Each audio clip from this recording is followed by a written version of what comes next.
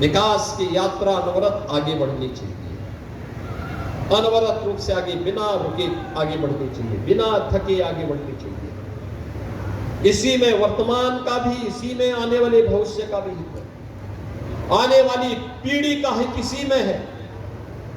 आने वाली पीढ़ी आपको कोसे ना, आने वाली पीढ़ी आप पर किसी प्रकार का प्रश्न न खड़ा करे, इसी के लिए आज हम सब आपके पास आए हैं, आपसे कहने के लिए आपने अच्छा किया, पुण्य के भागीदार बन रहे हैं।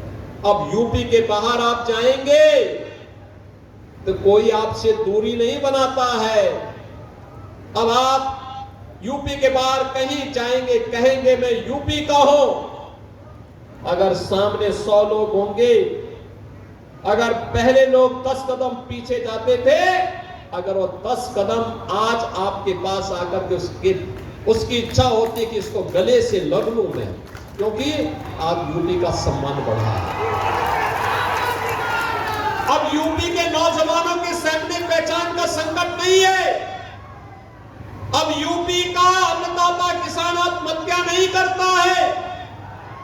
अब बेटी की सुरक्षा में कोई सेंध नहीं लगा सकता है, और व्यापारी को इस बात की चिंता नहीं होती है कि सूर्य अस्त के बाद मुझे अपना व्यापारिक प्रतिष्ठान बंद कर देना चाहिए, पता नहीं कब गुंडे आ जाएं। अब नहीं चिंता है।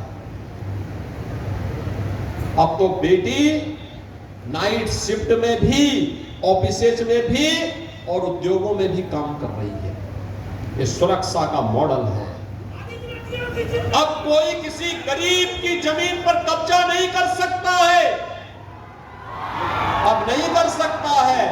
अगर करेगा तो उसे पता है कि कब्जा करेगा, पहले माफिया और गुंडे, पार्टी विशेष के गुंडे जबरन कब्जा करते थे गरीब की जमीन पर, व्यापारियों की प्रतिष्ठान पर। अब नहीं कर सकते।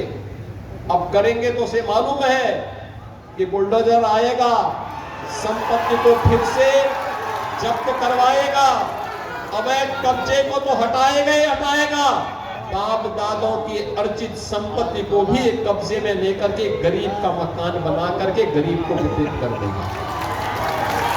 हमने मुहिम प्रारंभ की है। ये मुहिम प्रारंभ की है। प्रयागराज में बन चुका है, लखनऊ में बन चुका है, गोरखपुर में ऐसे आवास गरीबों के बन चुके हैं, अन्य जनपदों में भी तैयारी चल रही, युद्ध स्तर पर चल रही है। और याद करना,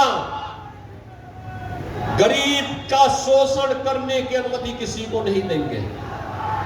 नौजवान के हितों के साथ खिलवाड़ करने की छूट किसी को नहीं देंगे। अन्नदाता किसानों के साथ शोषण करने और बहन बेटियों की इज्जत के साथ खिलवाड़ करने की छूट भी किसी को नहीं देंगे। और इसीलिए आज मैं आपके पास कहने के लिए आया हूं, मऊ जनपद आज फिर से एक नई विकास की यात्रा में आगे बढ़ा है। इस विकास यात्रा के सहयात्री आपके सामने हैं। मैं तो मऊ के पड़ोस का ही रहने वाला हूं। हमारे लिए तो मऊ आंगन जैसा है। और याद करना, जब मैं केवल सांसद था तब भी यहां कोई संकट आता था तो कोई आए ना आए, लेकिन मैं दौड़ करके गोरखपुर से यहां आ जाता था। मैं तब भी आता था, तब भी हम लोग लड़ते थे यहां की लड़ाई को, क्योंकि मेरे लिए ये राजनीति से बढ़कर के था। और आज फिर मैं आपको